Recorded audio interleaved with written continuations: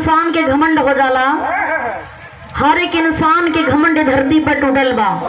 आखिरी कहानी के कर बा शुरुआत भइल भूमिका से कैसे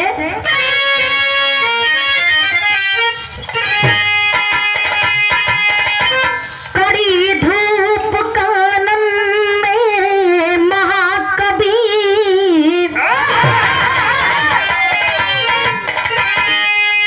चले जा रहे थे टहलते टहलते, ख्याल कुछ भी नहीं प्यास ऐसी लगी, कदम धर रहे थे संभलते संभलते, गम में जल से सजल हो गई थी नजर, नीर मिलता नहीं कैसे धीर भरते, घड़ा लेकर ग्वालिन दिखी, तब सिया राम बोले कभी है बिलखते।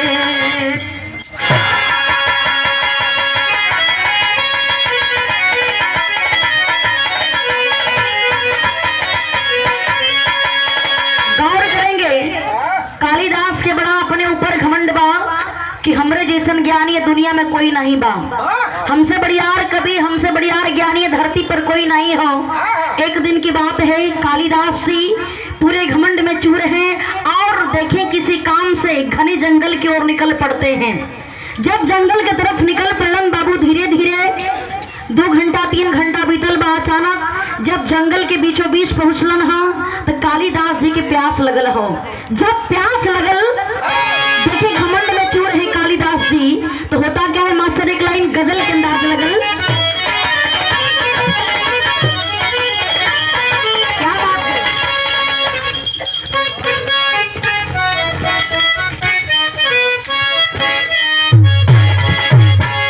कहना है क्या, इतने करीब आके दगा, इतने करीब आके दगा दे गई मुझे,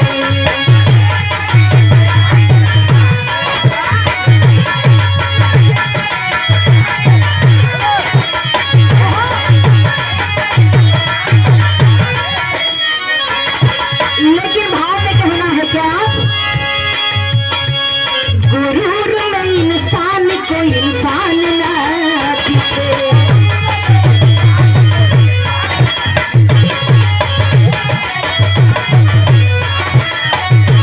कैसे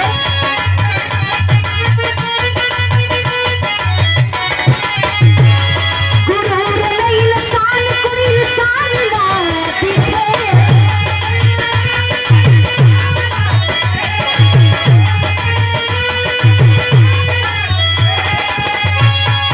अरे गुरूर में इंसान को इंसान ना दिखे,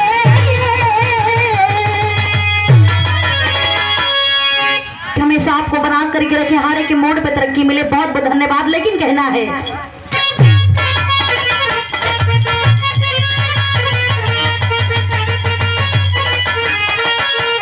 अरे गुरूर में इंसान को इंसान ना दिखे, कहना है ओहो छत पे चढ़ा तो जैसे इंसान ना दिखे,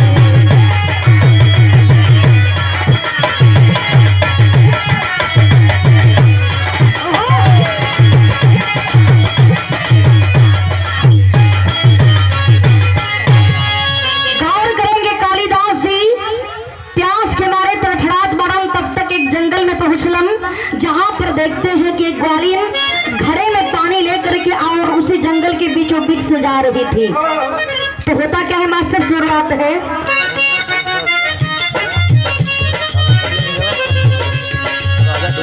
तो हे नारी बताना अपना नाम जरा सा।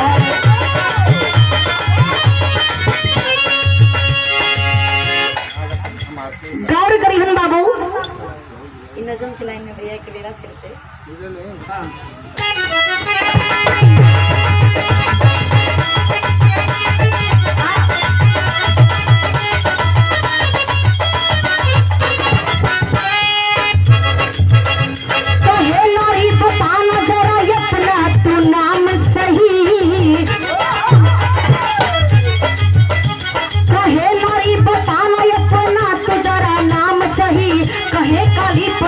मान लो यह चाल यही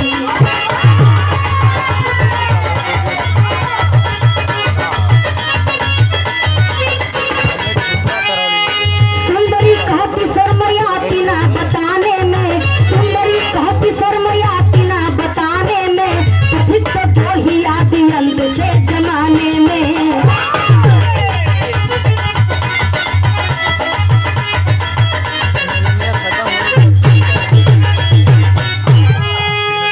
गौर करेंगे जंगल के बीचों बीच एक ग्वालिन घड़े में पानी लेकर के जा रही थी। तब तक कालिदास प्यास के मारे तड़फड़ा रहे थे।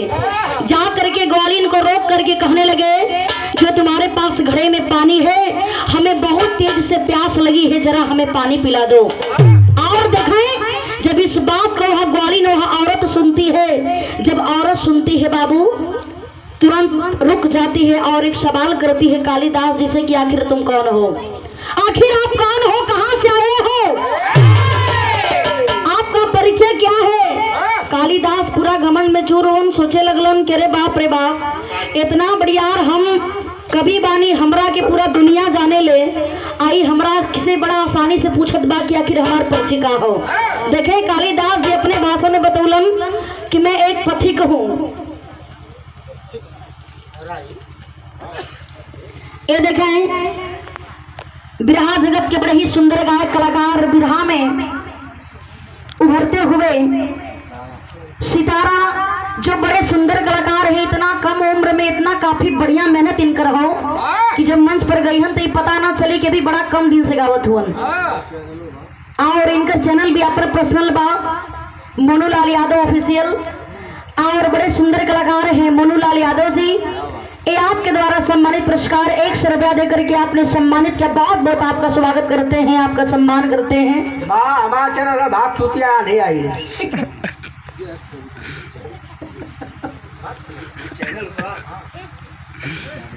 तोरे चैनल के तो कभी लाइक कमेंट कबू करबे ना करे। गौर करेंगे आखिर कालिदास जो ग्वालिन से बताते हैं कि मैं एक पथिक हूँ, एक राही हूँ। बतिया जब ग्वालिन सुन ले बा कहे लगल कि है देखे में तो लगत बा के एकदम अनपढ़ गवारे बड़ा का, तोरा के आज पते ना बा कि ए दुनिया में खाली 2 गो पथिक बड़न और वो दोनों को मैं जानती हूँ। आखिर का कल मास्टर गीत लगल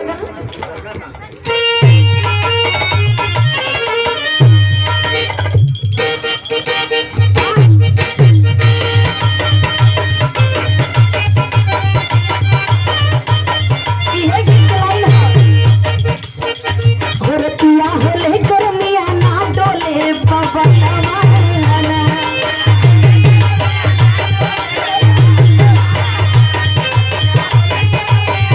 क्या बात है।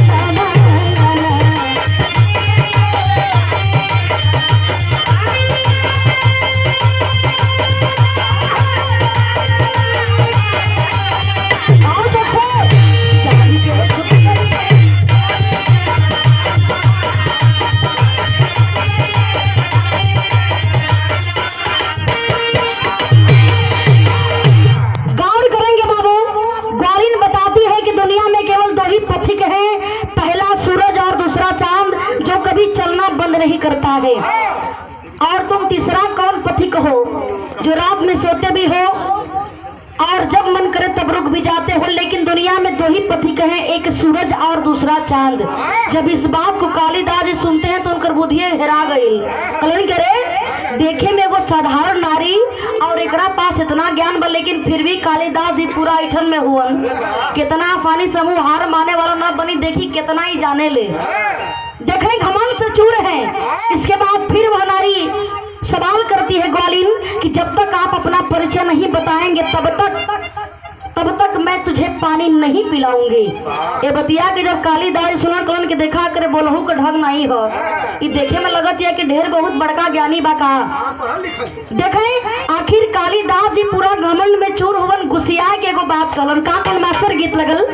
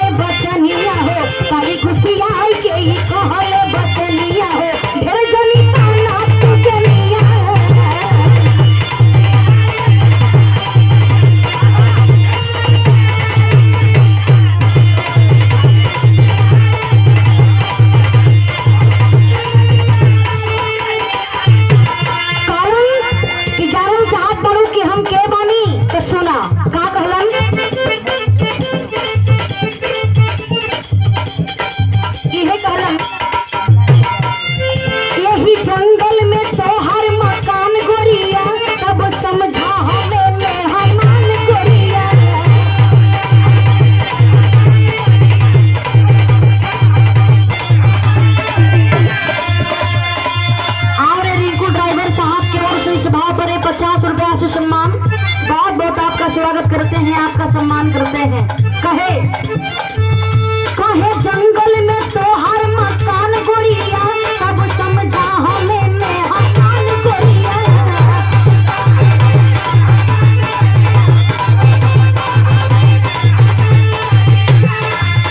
अरे जन्मा बचाइला तू मान के कहानिया है, जन्मा बचाइला तू जान के कहानिया है।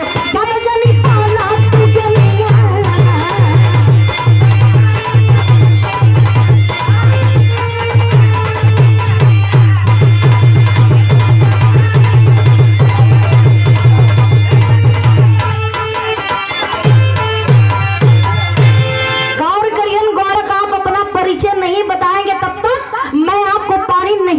सकती। ए बाबू कालिदास जी जब इस बात को सुनते हैं कहने लगे कि जानना चाहती हो ना, इसी जंगल में तुम्हारा मकान है तो समझ लो कि मैं तुम्हारा मेहमान हूँ, मैं मेहमान हूँ, अब तो हमें पानी पिला दो। ग्वालिन जब इस बात को सुनती है कहने लगे कि हम पागल थोड़े न बनी, हमरा के पता बा कि तू झूठ बोलत बड़ा, ए लिए ए दुनिया में तो खाली दुइये को मेहमाने बड़े और मैं दोनों मेहमान को जानती हूँ, आखिर तुम तीसरा कौन हो? इतनी बतिया जब कालिदास सुलम कहे लगन के रे इस साधारण नारी एक ग्वालिन और देखत बानी लगत बा कि ढेर जानकार बा का, लेकिन फिर भी कालिदास जी घमंड में एकदम व्याकुल हो करन के सुन आखिर ही दो मेहमान के बा तनी हमरा के बतावा तो देखें। आखिर वह ग्वालिन दो मेहमान के बारे में बताती है कि दो मेहमान कौन है। तेरी लाइन में कहना है मास्टर।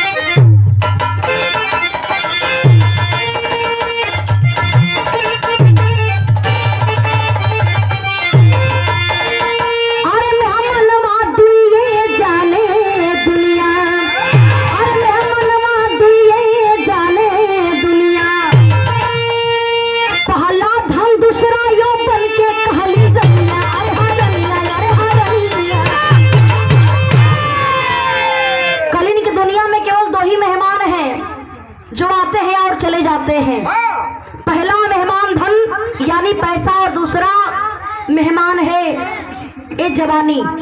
जवानी एक बार आती है फिर दोबारा नहीं आती, पैसा आता है चला जाता है। केवल यही दो मेहमान है, आखिर तुम तीसरा मेहमान कौन हो?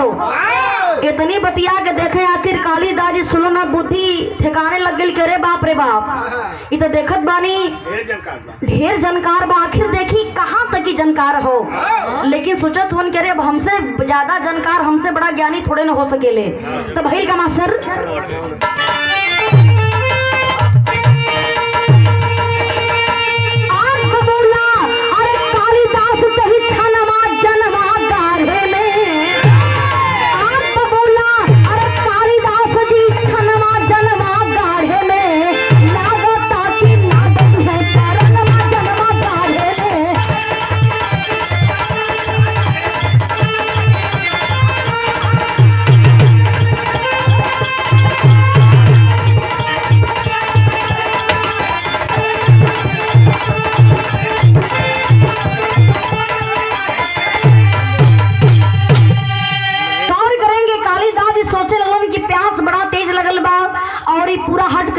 जब तक हमरे सवाल के जवाब न देबा, आखिर तू के बड़ा अपन परिचय न बतीबा तब तक हम पानी न पिलाई।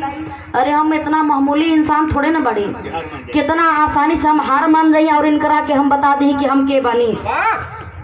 देखो बाबू, जब इस बात को कालिदास जी सुनते कहने लगे कि जानना चाहते हो कि मैं कौन हूँ? हमारा नाम सहनशील है, मैं सहनशील हूँ। बतिया के देखा जब वो ग्वालिन सुनती है बाबू डांट करके बोली, अरे नादान तू बिल्कुल गवार है, तुझे पता नहीं है कि दुनिया में सहनशील तो केवल दो ही है, आखिर तू तीसरा कौन है? इस दुनिया में सहनशील केवल दो ही है, तू तीसरा कौन है? कालिदास जी कलन करे बाप रे बाप, ये तो बड़ी तेज बा भाई। हम खाली बोलत बानी एकरे बाद तुरंत एक जवाब भी सोच के रख ले हो। देखें आखिर वह ग्वालिन बताती है कि दो सहनशील कौन है। क्या कहती है मास्टर आल्हा के लाइन में?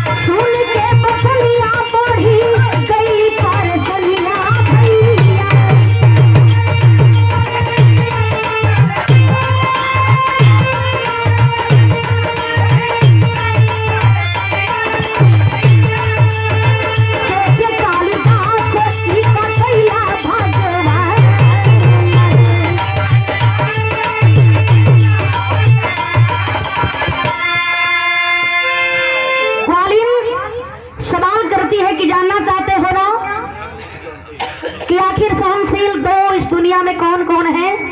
और इस दुनिया में तो केवल 2 ही सहनशील है। आखिर तू तीसरा कहां से आ गया? तुझे पता नहीं है? पहला सहनशील तो ये धरती माँ है, जो इसी धरती पर पाप करने वाले भी हैं, पुण्य करने वाले भी हैं, दुराचारी हैं, पापी हैं और अच्छे लोग भी हैं, जो सबको लेकर के धरती माँ झेलने का काम करती है। और दूसरा सहनशील पेड़ है, जो पेड़ पर चाहे कितना हो पत्थर मारो लेकिन फिर भी वह पेड़ छाया भी देती है और फल भी देने का काम करती है। ए बाबू जब इतनी बतिया के कालिदास जी सुनलन हक कहे ललन के रे बाप रे बाप, आखिर हम कहाँ फंस गए? आप देख रहे आगे कोनो जवाबे नहीं बा। कलन के देखो ग्वालिन हमें पानी पिला दो, नहीं तो मैं प्यास से मर जाऊंगा। जब इस बात को ग्वालिन सुनती है कहने लगी कि बस मैं ही जानना चाहती हूँ कि आखिर आप कौन है, हमें साफ साफ बता दीजिए, मैं पानी पिलाने के लिए तैयार हूँ। इतनी बतिया जब कालिदास सुना कलन के सुना भाई हाँ इतना जल्दी हार न मानो। देखे फिर तुरंत तत्काल ही कालिदास जी बताते क्या है मास्टर?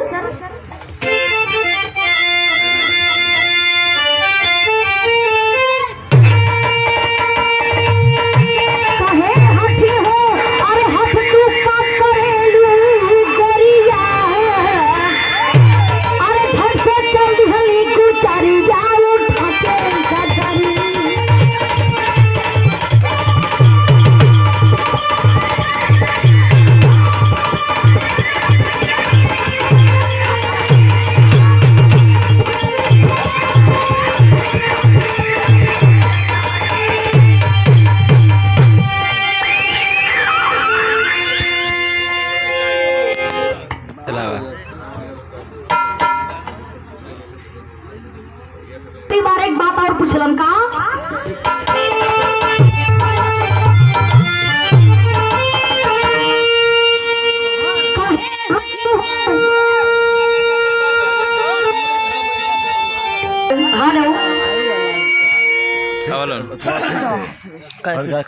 हेलो हेलो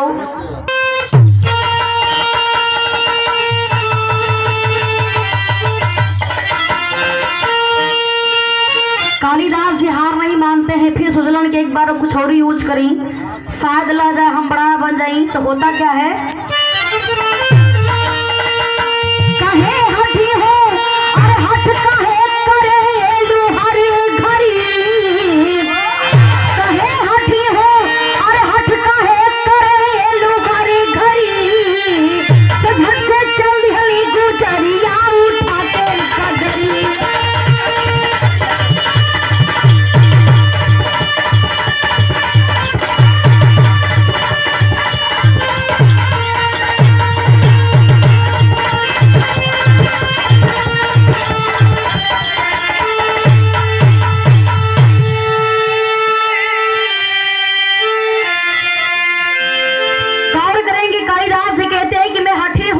जब इतनी बतिया के ग्वालिन सुन ले बा कहे लगल के रे बाप रे बाप, हम तोरा के कितनो सजाए लेकिन तोरे समझ में अइबे ना करी। मैं चाहे कितना हो समझा लूं लेकिन आपके समझ में नहीं आएगा। फिर आप रॉन्ग बोल रहे हैं। तोरा के पता बा ये दुनिया में मात्र 2 ही हठी हैं जी, दो जो दोनों को मैं जानती हूँ। मात्र 2 ही हठी है, दोनों को मैं जानती हूँ। इस बात को देखें जब कालिदास जी सुना कलन के रे बाप रे बाप, जो लास्ट हमरे पास बचल रहा उहो हम कह दिली लगत बा कि उहो जानत बे हर बात बता दी ताकि हम का करब। देखें ग्वालिन बताती है कि जानना चाहते हैं कि दुनिया में मात्र 2 ही हड्डी है और कौन है? एक नाखून है और दूसरा केस है। नाखून को कितना हो काटते रहेंगे बाबू, मर गिला के बाद भी नाखून बाल बढ़ेला।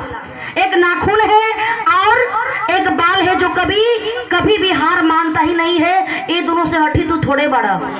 ए बाबू जब इतनी बात को कालिदास जी सुनते हैं समझ गए कि लगता है कि ये औरत कोई साधारण नारी नहीं है, औरत कोई साधारण नारी नहीं है। हाथ जोड़ करके चरण में गिर जाते हैं कालिदास जी और कहते हैं कि एक बात बताइए कि आखिर आप कौन हैं? आखिर आप कौन हैं? मैं कब से प्रयास कर रहा हूं लेकिन हमारे सवाल का जवाब आप देती जा रही हैं। आप कोई साधारण नारी नहीं हो सकती हैं। जब इस बात को वह ग्वालिन सुनती है बाबू देखे तुरंत ही भद्रकाली का रूप धारण करती हैं।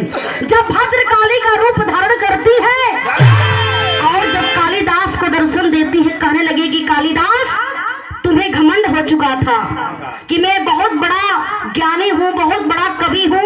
यदि तुम्हारे जैसे ज्ञानी और कवियों को घमंड हो जाएगा तो हमारे सृष्टि का विनाश हो जाएगा। इसी तुम्हारे घमंड को तोड़ने के लिए मैं इस धरती पर ग्वालिन का रूप धारण करके और तुझे ज्ञान देने के लिए आई हूँ। ए बाबू दिखाएं। अरे भाई ग्वालिन माने अहिरीन सब समझत, ऐसा बात नहीं है। गौर करिहन बाबू, आखिर जब इस बात को कालिदास जी सुनते हैं, हाथ जोड़ के कहने लगे कि देवी हमसे बहुत बड़ी यार गलती हो गई, फिर दोबारा हम कबो अपने आप पर घमंड न करब। देखें बाबू, वहीं से कालिदास को ज्ञान हुआ। कहानी की आखिरी लाइन में कहना है, गुरु बिहारी गुरु रमन श्यामा भय स्वर्ग के वासी,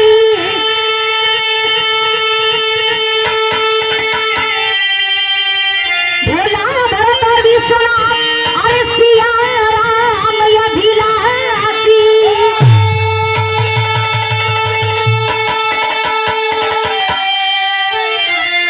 मेहमनवा दुइये जाने दुनिया, राजेंद्र सिया राम के कामे यश का धनवा। मेहमनवा दुइये जाने दुनिया।